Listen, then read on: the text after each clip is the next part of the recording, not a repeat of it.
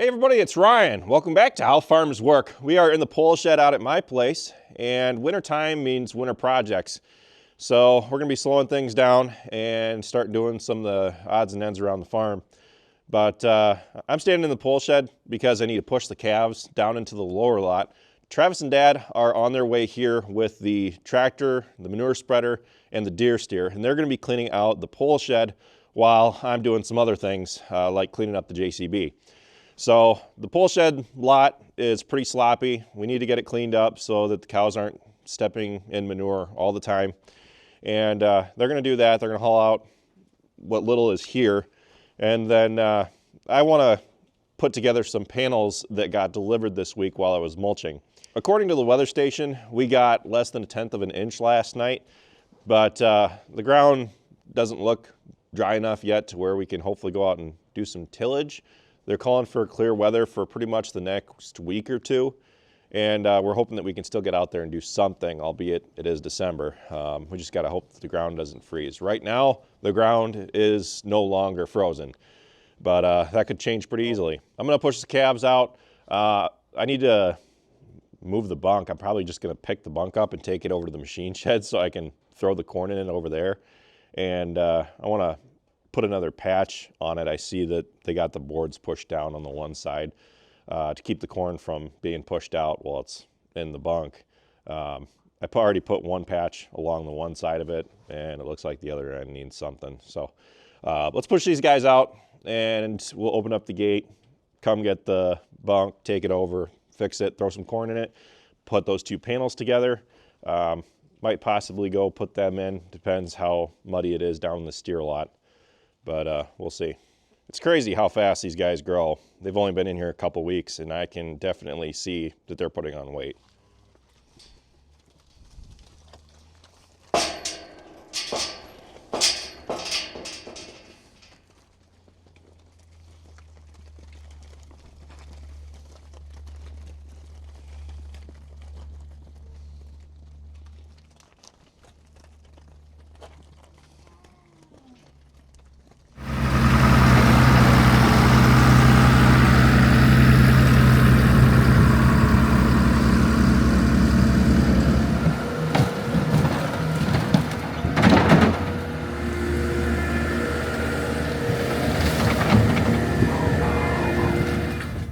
Trying to get a little bit more life out of these bunks. You can see the piece of trim board I put in there just to cover up the gap. A bunch of cord was leaking out because the boards themselves are completely rotted. There's really not much to secure that trim board to, but I did what I could. It's held up pretty good so far, but down on the end there, we've got a gap going.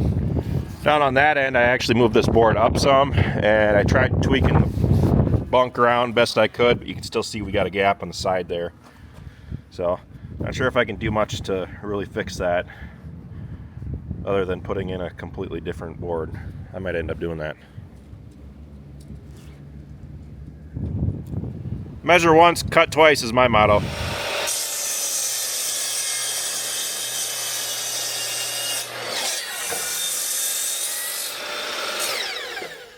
So since I added this trim board on the inside, I needed to make a cutout in this end piece so that it'll fit.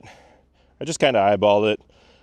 It was 35 by 40 millimeters when I had cut it. So it doesn't need to be exact, but it's pretty darn close. Better than nothing, I say. Let's go ahead and throw our corn in it now, and then whenever they're done hauling the manure out, we can just put the bunk back in and let the calves in.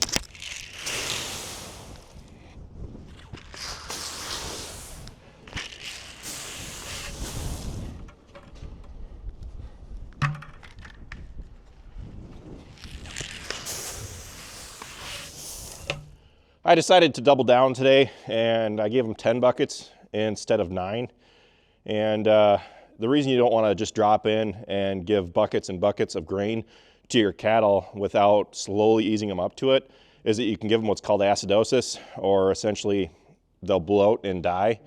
What happens is that their gut isn't prepared for the sudden change, because small grains, especially corn, causes rapid fermentation in the gut, and it'll kill off all the protozoa in their gut. It'll drop the pH drastically, and it'll kill them. And roughly within 24 hours, actually I think it's within 6, you'll see them not be able to get up.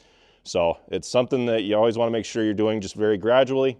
I doubled it up today because I've been taking it really slow on how much I've been increasing the grain because I haven't been home for the last week. But I figured that they can handle a 2 bucket increase. So I imagine I'll probably get them up to probably 16 buckets of corn before they stop eating it all. And it becomes free choice corn then. So they really don't eat nearly as much hay once you give them as much corn as they can handle, or as much corn as they want. And before anybody says it, yes, this is whole corn. So by feeding cracked corn, there's, I want to say it's a 10% increase that they gain from the corn. And the reason I'm not cracking the corn is because I don't have a method to crack it unless I were to take all of these buckets over to Rockville and run them through the roller mill. What I could do is get like a poly bin or something to store cracked corn in, and then I could run it through the roller mill and put it into that bin. But since I'm only working them up to be on what I call full grain or full feed, where they have free choice of corn and hay, it's really not as important to me to crack the corn these first couple of weeks. To me, it might be a little bit easier on their gut. It prohibits them from overeating a little bit easier. And once we get them on the steer stuffer or the creep feeder, then we'll be running it all through the roller mill, and then they'll be getting that extra benefit. You know, it's the same thing like after Christmas morning when you pig out on corn. If you don't chew it all, the gut can't get past that outer layer of the corn kernel, and it just passes right through. So that's why you want to crack the corn if possible, is because it actually makes sure they're utilizing all of the grain, and it's actually a substantial increase that they get from cracking the feed. But we're done here. I got 10 buckets of corn in the bunk. I'm gonna go set it out of the way. I'm gonna go pick up one of these panels that I got delivered this week, and we're gonna have a look to see what it's gonna be to set these guys up. What most people call full feed is having them on a full diet of grains, and there's no hay in the diet at all. So at the age these calves are, what we're trying to do is throw weight on them but not really push them, and we do that until their feeder weight, which people on average say is between 600 to 800 pounds now. And after that is when guys typically will switch over to a full feed or full grain diet, an actual full grain diet where they take the hay out, because then they actually start packing on the fat and they get up to what is finished weight, which, depending on who you ask, it's between 1,300 and 1,600 pounds.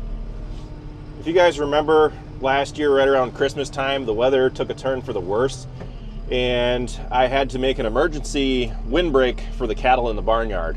Well, as of right now, the cows are in the steer lot, the bulls are in the barnyard, and my calves are in the pole shed. I'm going to make some changes so that we're going to take the bulls over to Rockville. The calves are going to come out of the pole shed and go down into the barnyard where the cows were last year, and the cows are going to stay in the steer lot. I might change it if I decide that it doesn't work, depending on how well I can get out into the steer lot and put bales in for the cows.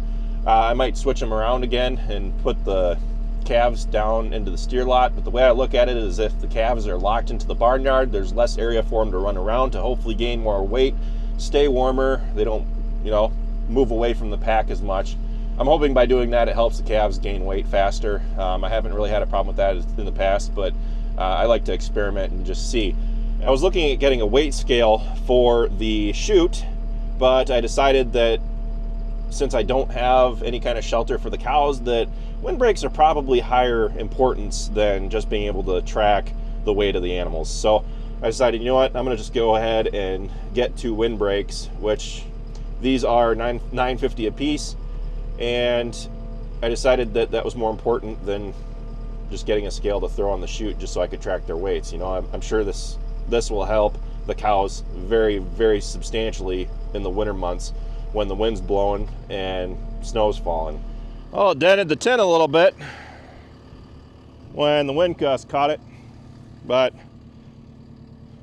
these aren't here for looks, they're here for function. Pull it. Go ahead.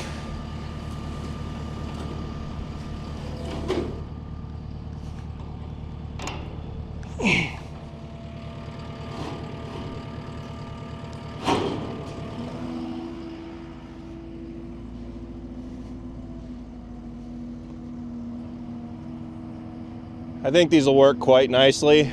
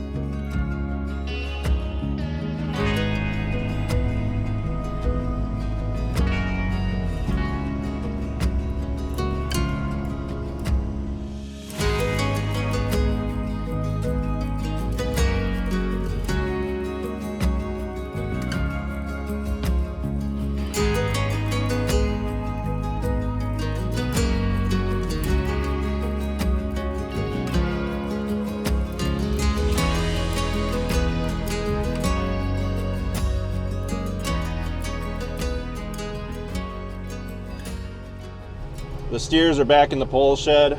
The bulls are in the barnyard. We got the windbreaks set up. Since we have the spreader here, we're gonna take a few loads out of the barnyard. Mostly what's along the fence to try to help it drain a little bit, because it's built back up from when I had the cows in there.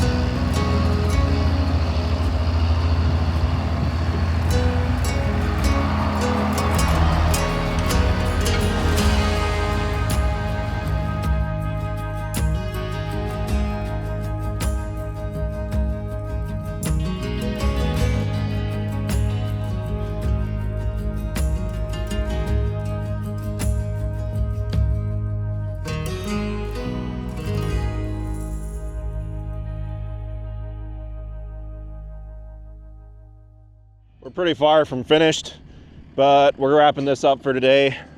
I'd like to probably clean this up in one more afternoon. Well, that's interesting. Since I took that gate out of here, the gates I have aren't gonna reach across the gateway. So I have the skid steer gate over here, which has been awesome so far. And I've been keeping the cows in the barnyard, which is why the gate was set up here, but we're moving them over to the steer lot now. So we're gonna try that out. I'll have to smooth off the entry to the lot before I can set this up. So I gotta find something to fill this hole. This will probably work for now. Not even sure where I pulled this from. Oh, this gate was where those composite boards are. Good enough.